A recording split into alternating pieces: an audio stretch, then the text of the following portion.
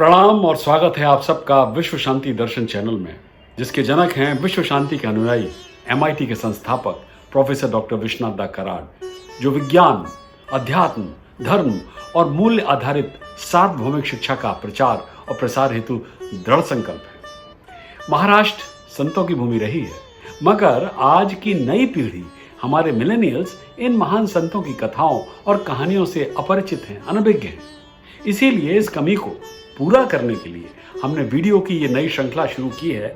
नाम है संत धारा। देखें बात बनती है कि नहीं।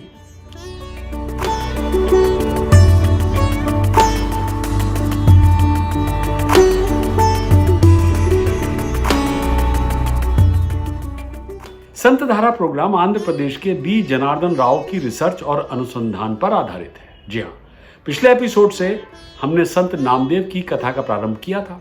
मराठी भाषा में लिखने वालों में नामदेव एक प्रमुख भक्ति कवि थे। उन्हें भगवान कृष्ण का सखा माना जाता है, सेवक नहीं।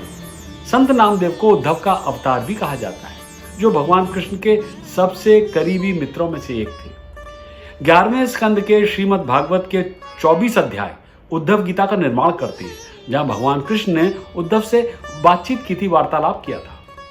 भागवत गीता के बाद यही सबसे प्रामाणिक व्याख्याओं में से एक है।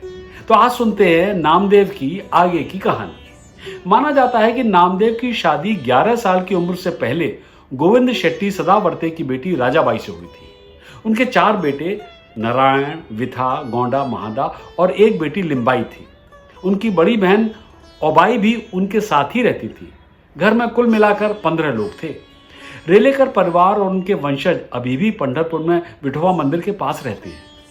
राजाबाई एक सांसारिक और भौतिकवादी महिला थी, लेकिन नामदेव के घर में अत्यधिक गरीबी थी, क्योंकि नामदेव ने अपने सांसारिक कर्तव्यों की बहुत उपेक्षा की।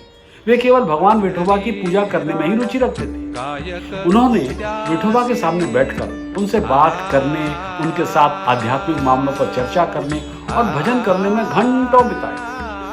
परिवार या दोस्तों से किसी भी तरह के अनुनय विनय के कारण उनका ध्यान रोजमर्रा के पारिवारिक मामलों की ओर गया ही नहीं, क्योंकि नामदेव अपना पूरा दिन मंदिर में भगवान के भजनों में बिता रहे थे। वे परिवार के लिए कुछ भी नहीं कमा रहे थे।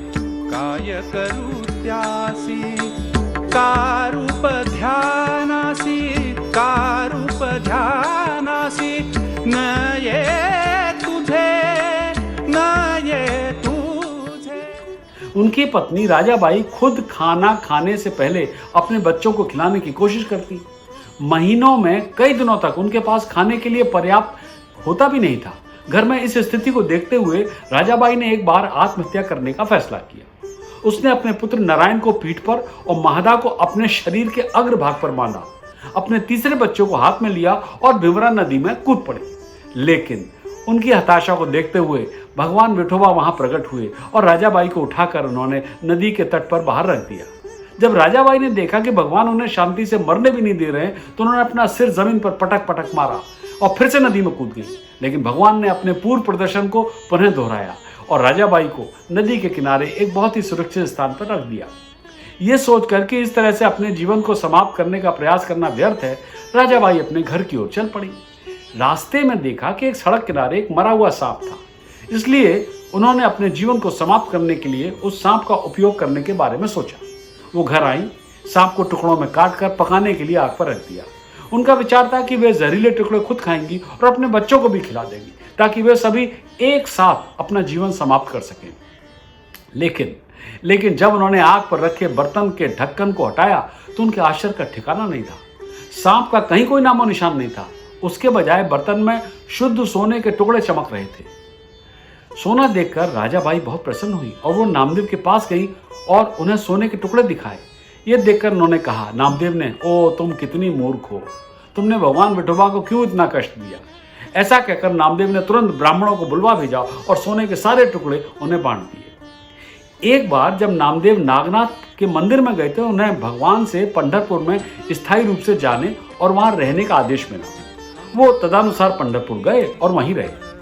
उनकी प्रबल भक्ति के कारण भगवान विठोबा ने उन पर अपनी कृपा बरसाई और बरसाते ही रहे, और वे उन्हें सजीव रूप में मिलते थे, उनसे बातें करते थे। भगवान की इस कृपा के कारण नामदेव अहंकारी हो गए और कहते हैं कि जब निवृत्तिनाथ और उनके भाई और बहन पंढरपुर में विठोबा के मंदिर के दर्शन के लिए आए तो सभी ने पहले भगवान को और फिर नामदेव को प्रणाम किया।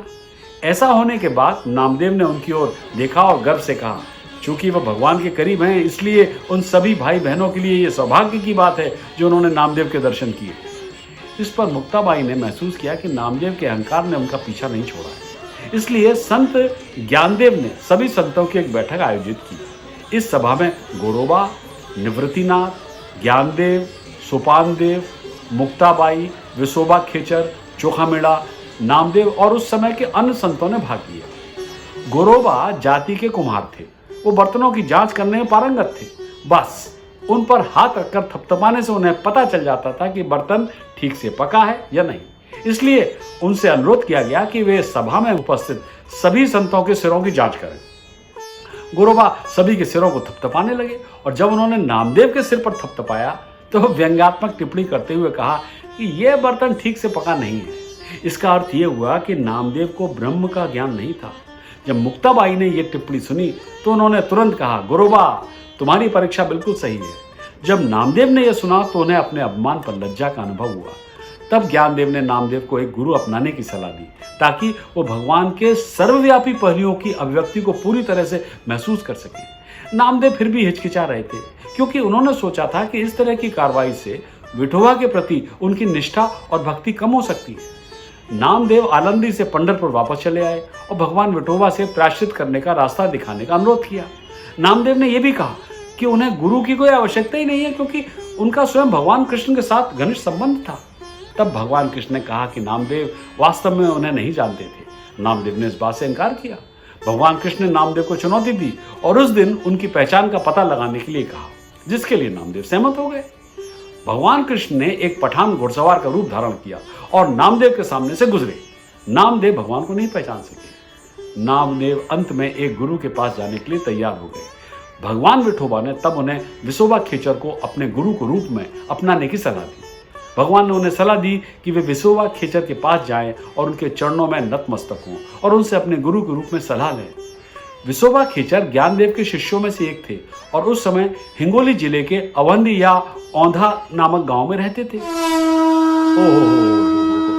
शंख की ध्वनि का गुंजन, हो एक बार फिर शंख की ध्वनि कह रही है कि संत नामदेव की आज की कथा को यहीं देना होगा विश्राम। आगे की कहानी आप सुन सकेंगे अगले एपिसोड में। तब तक के लिए मैं आपसे विदा लेता हूं। सब्सक्राइब करें और देखते रहें विश्व शांति दर्शन।